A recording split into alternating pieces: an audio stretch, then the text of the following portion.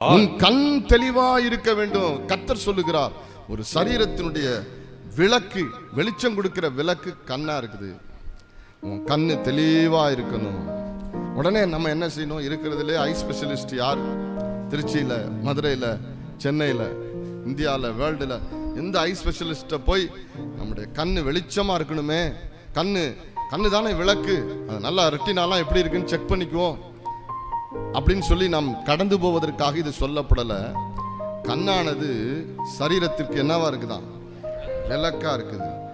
உன் கண்ணு வெளிச்சமா இருந்தா உன் சரீரம் முழுவதும் என்னவா இருக்கும்? வெளிச்சமா இருக்கும். உன் கண் கெட்டதா இருந்தால், இப்பதான் சொல்றாரு, உன் கண்ணு கெட்டு போச்சுன்னா உன் சரீரம் முழுவதும் இருளா இருக்கும். சரீரம் முழுவதும் இருளா இருக்கும். இப்படி உன்னிலுள்ள வெளிச்சம் இருளா இருந்தால், உன் கண்ணே அதான் வெளிச்சத்தை கொடுக்கிறது.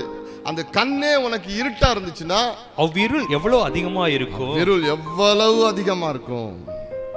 அப்ப இங்கே நானும் நீங்களும் புரிந்து கொள்ளுகிறதை போல இந்த கண்ணை பற்றி இயேசு கிறிஸ்து சொல்லல. இங்க ஒரு கண்ணு இருக்குது, அந்த கண்ணை பற்றி சொல்றார். அல்லேலூயா. மனக்கண்கள் திறக்கப்படுவதை குறித்து பேசுகிறார். அல்லேலூயா, ஆமென்.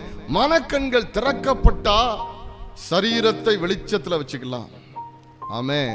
சரீரம் தேவன் தங்குகிற ஆலயமா இருக்கிறது என்று வேதம் சொல்லுகிறது. இந்த சரீரத்தை நாம் வெளிச்சமா வச்சுக்கணும்னா அடிப்படையில் நம்ம கண்ணு திறக்கப்பட்டதா இருக்கணும் அப்படின்னு சொல்லி சொல்றார். அதான் இதனுடைய சத்தியம். ஒத்துக்கிறீங்களா? நான் பேசுறது உண்மைதானே? எந்த கண்ணை பத்தி பேசுறாரு? மனக்கண்ணை பத்தி பேசுறாரு. மனக்கண்ணை பத்தி பேசுறாரு. அதை நாம் விளங்கிக் கொள்ள வேண்டும்.